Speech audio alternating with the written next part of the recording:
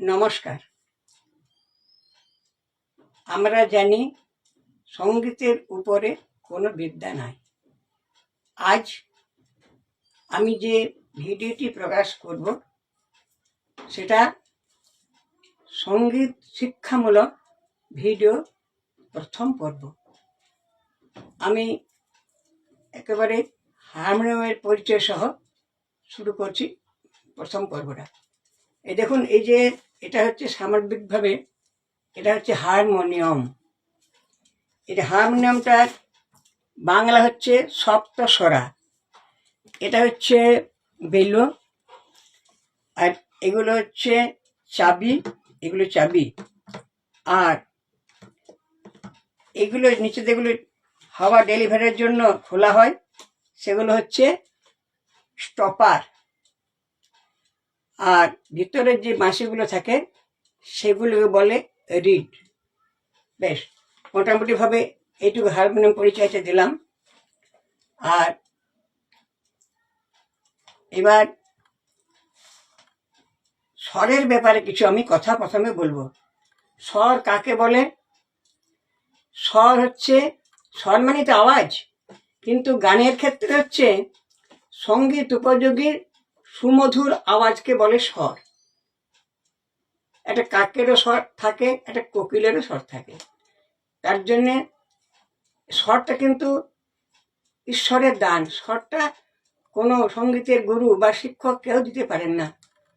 ওটাকে হয়তো সাধনা করে মাধুর্য মণ্ডিত করা হয়, আর সরেলে করা হয়। হ্যাঁ, তা ঠিক আছে, এটা হলো স্বরের ব্যাপারে। এবার বললাম সঙ্গীত উপযোগী সুমধুর আওয়াজকে স্বর বলে। স্বরের আরেকটা নাম হচ্ছে বর্ণ। এবার দেখুন, প্রকৃত গান যদি শিখতে হয় তাহলে মানে বর্ণকে আমাদেরকে তার সাহায্য নিতেই হবে।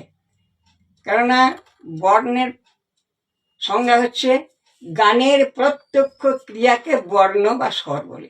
ওইটা হচ্ছে প্রত্যক্ষ, গানটা হচ্ছে পরোক্ষ। বেশ, এবার স্বর এবং বর্ণ সম্পর্কে জানলাম। পরে আরো আমি ডিটেলস অর্থাৎ খুঁটিনাটি আলোচনা করবো। স্বরকে কয় ভাগে ভাগ করা যায়, স্বর কয়টি, ইত্যাদি ইত্যাদি। এবার আমি সপ্তকে আসি। সা হতে নি পর্যন্ত দেখুন 7টা স্বর আছে। সা, রে, গা, মা, পা, ধা, নি। এই 7টি স্বর নিয়ে একটি সপ্তক গঠিত হয়, যাকে ইংরেজিতে বলে অক্টিভ। তা এবার দেখুন, হারমোনিয়ামে বর্তমান হারমোনিয়াম প্রায় 3.5 অক্টিভ, 3.5 অক্টিভ বলি। তার মানে হচ্ছে 3.5 সপ্তক। যেমন এখান থেকে হারমোনিয়ামে লক্ষ্য করুন, এখান থেকে হচ্ছে 1 অক্টিভ, এখান থেকে 2 অক্টিভ, 3 অক্টিভ, আর এই বাকি এগুলো হচ্ছে হাফ, অর্থাৎ অর্ধেক, 3.5 অক্টিভ। বেশ, এইবারে সা হতে নি পর্যন্ত 7টা স্বর নেওয়া হলো। আর সপ্তক হচ্ছে 3টি। কি কি আমি থিওরি ভাষাতে বলছি আর আমাদের চলতি ভাষাতে বলছি। যেমন ধরুন মন্দ্র সপ্তক, মধ্য সপ্তক আর তার সপ্তক। মন্দ্র সপ্তক হচ্ছে এই দিকটা, নিচের দিকটা। আর মধ্য সপ্তক তো বোঝার অসুবিধা কিছু নাই, মধ্য সপ্তক। তার সপ্তক উপরে শ্বাস চড়া। বেশ, এবার গান আমাদের শুরু করতে হয় মধ্য সপ্তক থেকে। হ্যাঁ, কিন্তু আমরা অনেকে ভুল করি। কেউ আমরা এই হারমোনিয়ামের এই দিক থেকে শুরু করি। আমাদের ভুল ধারণা থাকে যে এখান থেকে কিন্তু শুরু করতে চড়া বটে, কিন্তু স্কেলটা, এটা আমি স্কেল সম্পর্কে এবার আমি বলছি, বুঝতে পারবেন, বললে বুঝতে পারবেন। দেখুন, প্রথম হচ্ছে, এটা হচ্ছে A sharp, B sharp, natural C. আচ্ছা, বি শার্প এবং ন্যাচারাল সির মাঝখানে যে সাদা আমরা চাবিটা দেখতে পাচ্ছি, এটা হচ্ছে বি ফ্ল্যাট। ফ্ল্যাট কাকে বলে? না, ফ্ল্যাট হচ্ছে যার ডান দিকে কালো চাবি নাই, সেটা হচ্ছে ফ্ল্যাট। এটা natural C, C sharp, natural D, D sharp, এটা ডি ফ্ল্যাট, এটা এফ শার্প এবং জি শার্প। এই পর্যন্ত আমাদের আছে। হ্যাঁ, তারপর এইবার এইটুকুর মধ্যে ব্যাপার সাধারণত গলাটা মানে আমাদের প্রায় 90% বলতে পারেন এর মধ্যে সীমাবদ্ধ থাকে। ছেলেদের গলা থেকে ন্যাচারাল সি বা সি শার্প, আর মেয়েদের বা বাচ্চাদের গলা এই জি শার্প থেকে শুরু হয়। হ্যাঁ, যদি কারো একটু চড়া হয়, তার একটু মোটামুটি হাই বি শার্পে হয়। যাই হোক, আমি জি শার্পের কথাটাকে বলছি বর্তমানে। এবারে এখান থেকে বাচ্চাদের বলুন আর নারী কণ্ঠ বলুন, এখান থেকে শুরু হয়। এখান থেকে হারমোনিয়ামটা এখান থেকে বাজানো উচিত। এখান থেকে বাজালে কিন্তু হারমোনিয়াম ক্ষতি হয়।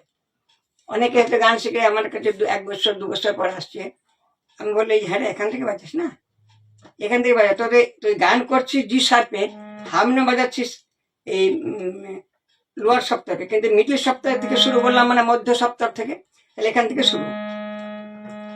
এবার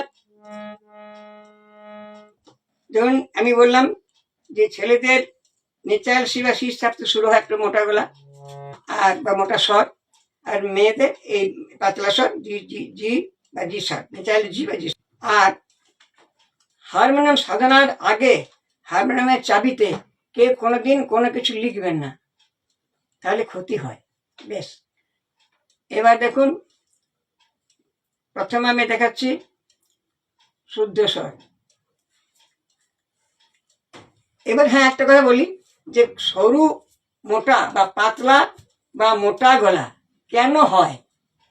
ফ্রিকুয়েন্সি অর্থাৎ কম্পন অনুযায়ী, মানে ছেলেদের গলা একটু কম্পনটা কম আসে সেকেন্ড পার সেকেন্ড, আর মেয়েদের গলা কম্পনটা আগে 2 গুণ থাকে, 1.5 গুণ থাকে।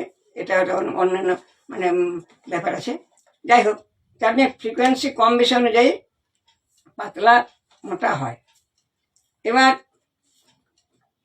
আমি দেখুন, আমি এবার দেখাচ্ছি, আমি মোটামুটি এই সারেগামা থেকে দেখাচ্ছি। দেখুন এটা হলো ধরুন, আর একটা সহজ উপায় বলছি আপনাদের, যে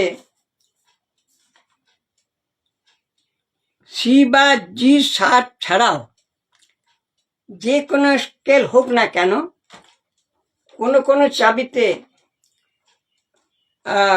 ধরুন সাদা কালো বললাম, কিন্তু সাদা কালো থাকে না, প্রিন্টেডও থাকে। হ্যাঁ, আর কালো চাবিগুলো একটু কালারিংও থাকে। মোটামুটি এখন আমি সাদা কালো নিয়ে আপনাদের মানে জানাচ্ছি। আমি কোন চাবিতে শুদ্ধ স্বর সাধন করতে হয় আমি পরিষ্কার করে বলে দিচ্ছি, বা আপনারা লিখে নিতে পারেন। সাদা কালো চাবিগুলো প্রথম থেকে 1 2 করে, সাদা কালো দুটো চাবি কিন্তু গুনবেন। যেমন দেখুন আমি দেখাচ্ছি, 1 2 3 4 5 6 7 8 9 10 11 12 13 14 15 16 17 18 19 20। আরেকবার দেখাচ্ছি, 1 2 3 4 5 6 7 8 9 10 11 12 13 14 15 16 17 18 19 20। এই তো, নিশ্চয় অসুবিধা হচ্ছে না। আর এইগুলোকে আমাদের মোটামুটি সাধারণভাবে বোঝাবার সুবিধার জন্য এগুলোকে আপনারা পূর্ণ ধরুন, আর কালোগুলোকে হাফ ধরুন। তার মানে এটা 1, এটা 1.5, এটা 2, এটা হচ্ছে 2.5, এটা হচ্ছে 3, এটা হচ্ছে 4, এটা 4.5, এটা হচ্ছে 5, এটা 5.5, এটা 6, এটা 6.5, এটা হচ্ছে 7, এটা 8, এটা 8.5, এটা হচ্ছে 9, এটা 9.5, এটা হচ্ছে 10, 11, 11.5, 12, 12.5। তাহলে এবার দেখুন আমি জি শার্প কিন্তু দেখাচ্ছি, জি শার্প রাই। এইবার মানে যেহেতু বাচ্চাদের আমি শুরু করার কথা বলছি, বাচ্চাদের ক্ষেত্রে প্রথম। আচ্ছা, আর সিস্টারবে ছেলেরা করতে পারেন, ওটা কি ফর্মাল হবে। আমি যে আপনাদের সারেগামাটা যে করে লিখে দিচ্ছি বা যেভাবে আমি লিখে দিচ্ছি নাম্বারিং করে, কারোর অসুবিধা হবে না। দেখুন, তাহলে এবার ধরুন এইটা আমি, এটা তাহলে এই এই 1 2 3 4 5 6 7 8 9 10 11 12 12.5 পর্দাটাকে সা ধরলাম, ডি সাত। এবারে সাটাকে আমি 1 ধরছি, 1 ধরে কিভাবে আপনারা সারেগামা শুদ্ধ স্বর কিভাবে সাধনা করবেন সেটা আমি বলে দিচ্ছি। এখন প্রথমে সা লিখুন, সায়ের মাথাতে 1 নম্বর লিখুন, রে লিখুন শুদ্ধ রে, রের মাথাতে লিখুন 3 নম্বর, গা হচ্ছে 5 নম্বর, মা হচ্ছে 6 নম্বর, পা হচ্ছে 8 নম্বর, ধা হচ্ছে 10 নম্বর, নি হচ্ছে 12 নম্বর, আর সা হচ্ছে 13 নম্বর। এটা জি শার্পের কথা, বাচ্চাদের ক্ষেত্রে বারবার বলছে আমি, কিন্তু পুরুষ কণ্ঠ তারা কিন্তু এটা সা করবেন না। হ্যাঁ, এবার এই নম্বর অনুযায়ী আবার ঠিক ওটার বিপরীত ঘুরে এলো। এবারে আপনাদের বলছি, এবার দেখুন এইখানে করলেন। এবার স্বরকে কয় ভাগে ভাগ করা যায়? স্বরকে হচ্ছে 2 ভাগে ভাগ করা যায়, একটা সচল স্বর, একটা অচল স্বর। বা সচল স্বরকে এবার মানে মোটামুটি সচল স্বরকে 2 ভাগে ভাগ করা যায়, কোমল এবং তীব্র। অচল স্বর সা এবং পা, আর রে গা ধা নি মা, 4টি কোমল, 1টি তীব্র, মোট স্বর হচ্ছে 12টি। এবার আমি এখান থেকে বাজানো কেন নিষেধ করছি, কি ক্ষতি হয়? পাতলাতে এই জি শার্পে যদি কারো গলা থাকে, সে যদি এস শার্পে বাজায়, তাহলে ওর 1 2 শ্রুতি কিন্তু অভাব হলে বুঝতে পারে না। কিন্তু গুরু যখন থাকবেন, মাস্টারমশাই থাকবেন, উনি বলে দেবেন। কিন্তু যখন ঘরে সাধনা করবে তখন তার কিন্তু এইভাবে সাধনা করতে করতে যদি স্বরের মধ্যে মাধুর্য থাকে, শ্রুতি থাকে, তার শ্রুতিও কিন্তু নষ্ট হয়ে যাবে। হ্যাঁ, কেমন? আর শ্রুতির ব্যাপারটা অনেক মানে কি করবো, ক্রিটিক্যাল ডিটেলস আছে। তো তাই মোটামুটি আমি বলছি সঙ্গীত জগতে মানে একটু করে রাখি সামান্য কথা। চতুশ্চৈব সরজ মধ্যম পঞ্চম দে দে গান্ধার নিষাদ কৃষ্ট ঋষভ ধৈবত।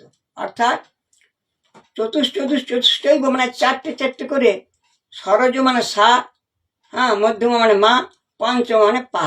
সা মা পা 3 4 12টা শ্রুতি। আর